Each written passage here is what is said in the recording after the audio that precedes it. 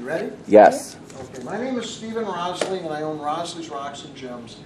And every time I do one of these talks, I tell you about how I got here. I drove this morning.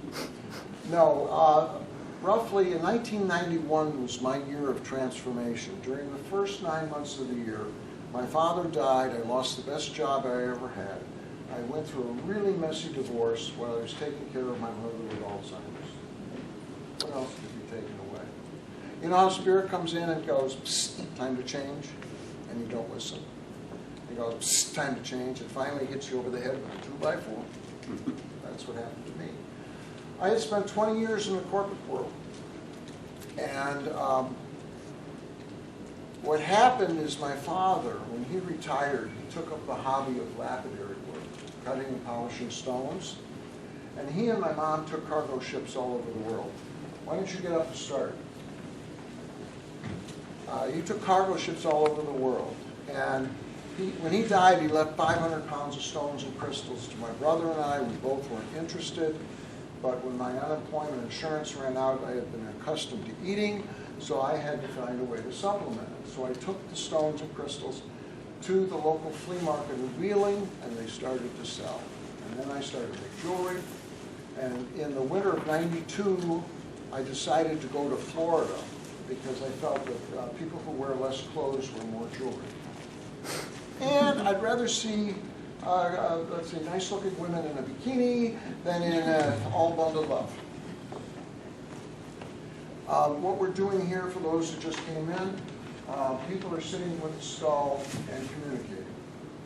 Okay, well, anyway, what I did is before I went to Florida, I went around to all the metaphysical stores in Chicago to sell my jewelry. And I found this one in Lincoln Park on Webster and Sheffield. And it was a little store, and the guy lived upstairs. So what I did is I'm driving down to Florida. I put it out into the universe. I would like to find something like that when I come back, where I could make jewelry and sell it out of the location, and on weekends do shows. Well, when I came back, I looked in the Monthly Espiritarian, and the guy who owned the store, there was an ad he wanted to sell it. The Spirit was saying, hey, we're going to help you. And I'm finding out more and more that spirit, my guides in Spirit come in and they will help me. I may not even know about it, but it all happens. And so in 1993, for my 50th birthday, I became a store owner. It was my birthday present to the world. And I've been doing it ever since then. And all this stuff seems to fall together. Now, recently I've come out with a spiritual expression, and you could quote me on this one. Shit happens. Now, you can wallow in it, or you can take it, put it in a compost heap, and grow beautiful flowers, plants, etc. And I am a really good example of that, because a month ago, a little over a month ago, my landlord, who just recently bought my building that I've been in for 12 years, tells me he's not going to renew my lease. Oh, and I was devastated. This is my womb room. I had cancer last year, and the people in my who worked for me managed the store. Everything worked beautifully, and I was feeling, hey, this is awesome. I don't have to go into work. I just have to, write paychecks. And it worked. It worked. And I said, why do I have to leave here? Well, I went out and I started to look around. And I found a place on Western Avenue in Montrose, twice the size of my old store. It has a classroom that we can rent out to people that want to teach, or people that come in, and we can have workshops there. I'm going to be teaching meditation, all sorts of stuff, things I've been trying to do for years and really didn't have the space or time or everything else. So Spirit has come in and said, here's the gift. And I could get all upset because it's not working the way I want it. Because I'm sitting in the front of a roller coaster with a steering wheel, and I'm thinking I'm driving. You ever feel like that? one of my favorite expressions is let go and let God. Because the more I let go, the easier it is to float down the stream. And so I negotiated with the guy for the new store, and I told him my lease isn't up till October. He says, you can move in August. We won't charge you for the next 2 months. You ever heard of a landlord doing that? I'm going, thank you. And then I found the store went out of business a block away from me, and I was able to get 3 display cases and all sorts of stuff for nothing, next to nothing. We got a couple of guys off the street to move it. And these things are just, completely happening. Because I'm present, I'm there, and I'm accepting what's going on. And this is something that you guys have to learn too, is sometimes you're being guided to someplace, and you look at it and I don't want to go there. I don't want to do that. You know what? Be quiet. Get out of your head. See this thing up here? It's good for 2 things. For some of you to grow hair, like the gentleman and I, we're in the same boat. And also to wear a hat. If you want to make a decision, use your heart. Use your gut. That's what we say. Your head works with your ego, and your ego is not your best friend. Because your ego believes you're better than everybody else, and we're going to prove it to you. We're all connected. Okay. How many of you feel energy in stones? Here's what I'm going to have you do. How do we do this? We'll start with infinite. We're going to pass this around. We'll start with you. If you're right-handed, hold it in your left hand. If you're left-handed, hold it in your right hand. Best to put both feet on the ground. And when you're holding it, hold on the left hand. I close my eyes and I center myself. And then I take a nice deep cleansing breath. I bring in goodness, exhale yuck, and then I just breathe and feel. And let the energy come into your body. You may also want to take your left hand and hold the stone over your navel. And feel that energy coming in. There, can you catch? Can you throw? So you guys pass it that way, and the guys here pass it this way, and then pass it that. And just feel. Now, have you ever felt a stone and you get a buzz? Or you might feel a little high, shall we say, a little different. Well, that's because you need that energy. Let's say I give a stone to him, and he feels it. So, this is nice. I give it to her, and she says, that's pretty. And I give it to her, and she goes, oh my God, it's alive. Now, what's happening is we're all here to do our ascension process. I am a human, I'm a spirit having a human experience. And I've been here so long, I want to go back to becoming my spirit self. So I go through this ascension process, and each lifetime I have a job and I got to do it. When I finish it, I go up to the next level. So we have between those levels a little escalator. And we're on a little escalator, and we go up, bum, bum, bum, bum, up to one floor. We do our job on that floor, get on the escalator again, and go up to the next floor. And this is the ascension process. Now, the reason why she got the buzz is she was on the floor where she needs the energy. She's not up there yet, so she can't feel it. He was up there 2 years ago, and he doesn't need it anymore. Did you ever get a stone where you feel it, and all of a sudden you don't need it? It doesn't give you that oomph anymore. That's because you're at this energy level. The stone is at this energy level, and you move up. The first time you feel it, you may get it like feeling high or a little different. The next time you feel it, you're not going to get that same oomph to go up there until you're up to its energy level. That's it. This is black tourmaline. I'm going to hand this around. This is the best stone there is to deal with negativity and grounding. I get people coming into the store all the time saying, do you have any obsidian or black onyx? And I always have to ask them, what results are you looking for? I get people coming in the store asking for gobbledygookite or dirtite. I've changed the name to protect the stone so that there's no such thing as, well, there might be someday. And I always ask them, what results are you looking for?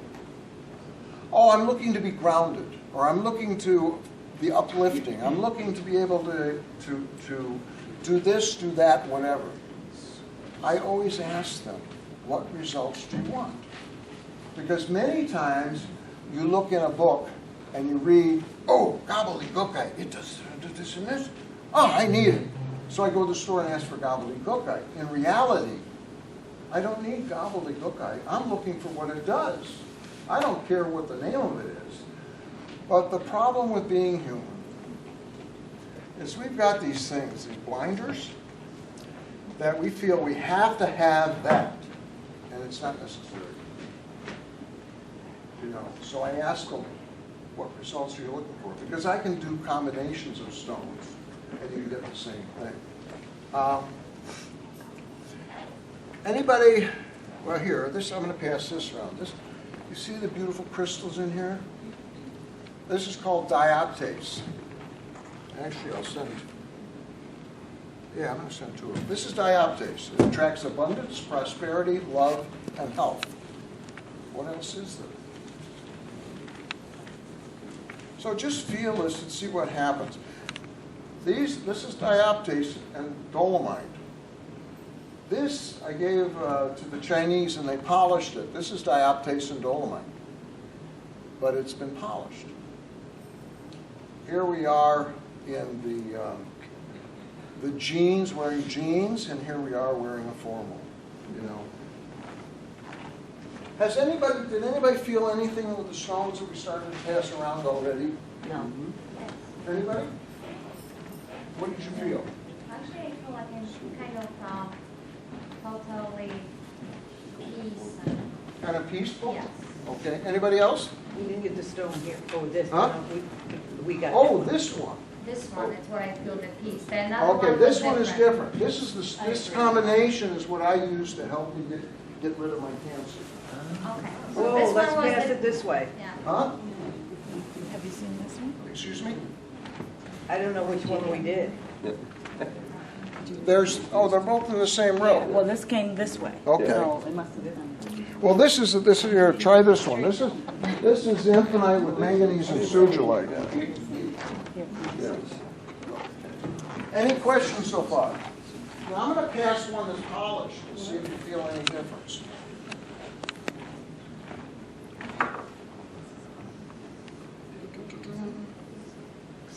I've gone to see John of God 6 times. And the last time I went, I brought 20 pounds of stones with me. I felt like I was selling refrigerators to the Eskimos because the stones I brought from Chicago were from Brazil. So I brought them down there and I went before John of God and had them all blessed.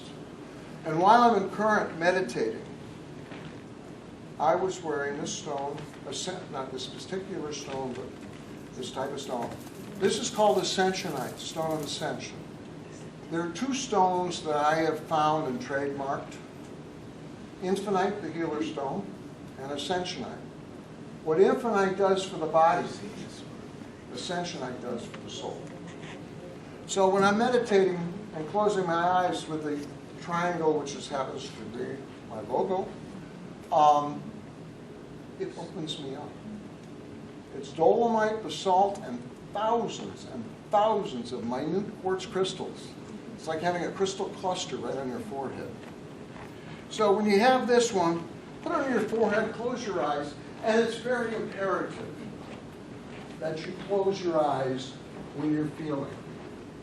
And the reason for that is, you see a person who's blind, their hearing is unbelievable. their sense of smell. When you close down one of your senses, it opens the other ones. So that's why I always suggest close your eyes. Then you're not distracted by a beautiful person walking by or whatever. So you get more centered. Has anybody felt anything with any of the stones they'd like to share? How about you don't want to share? The reason why I ask that is I want you guys to prove to each other that if you hold a stone and you say, wow, this is really cold, and somebody else holds it, oh no, this is really hot, you're both right. You know, I've been procrastinating a book for like 20 years now, and the first book I was going to write was going to be 400 empty pages on the healing qualities of different stones, because how a stone works for me may not be how it works for someone else, because you're not on the same level of your ascension process than I am. So the stone levels are different. These stones I'm going to pass around, these are from John of God. These have been blessed by the entities of the casa of John of God. Huh? You're not getting any stones here? Uh-oh. You're done with this one. Anybody get anything on the skull so far? What'd you get? I got to tell you the story about Shaw. This guy I had opened my store in '93, and I think like '94, '95, a guy came into the store, his name was Gene, and he bought really nice stuff. He had great taste. And he asked me, if you ever get any crystal skulls, I'd be interested. And what happened is I found 3 of them, a smoky quartz, a citrine, and a quartz crystal skull. This was the quartz crystal skull. And I told Gene when he came in to buy them, I said, I can sell you the other 2, but I can't sell you this one. Because I connected with it. There was a connection. And he said to me, if you ever want to sell that skull, call me and I want it. I said, okay. Well, we fast forward a couple of years, a year or 2 later, I ran into some financial problems. I couldn't pay the rent, I couldn't pay the heat. And guess who waltzes into my store? Gene. And he bought Shaw. And he bailed me out. Then we fast forward to 2006. I get a call from a guy in Oregon saying his brother died and left a large collection of skulls. Would I be interested? And I said, it wasn't Gene, was it? He says, yes. I go, oh. So I went down to Indianapolis. He had like 150 skulls. And the only one I really saw was this one. And I did see a big one, about this big. And I called it Big Daddy. But I was more interested in this. But the friend of mine was with it. He says, that Big Daddy has got a lot of energy. And so I just disregarded it. I'm driving back to Chicago and I realized that we're all given a Universal Library card to check things out of the Universal Library. But when it's our turn to check out, everything goes back to the Universal Library. We don't own anything. We only rent. You know, as soon as we leave this earth plane, it goes back. Anyway, I'm driving to Chicago, and when I got to Chicago, I counted, and I ended up buying 13 skulls. And the legend goes that there are 13 ancient crystal skulls made by beings not from this planet, and that when all 13 are aligned, it opens a portal to other realities. In reality-wise, they don't have to be together. I send stones to China and have them made into crystal skulls. When they come back, they're not the same. Their energy is connected. And my belief is all the skulls out there are all connected on a thing I call the skull net. We got the internet, they got their own way of communication through their highway of energy going back and forth. These guys are librarians. They hold knowledge.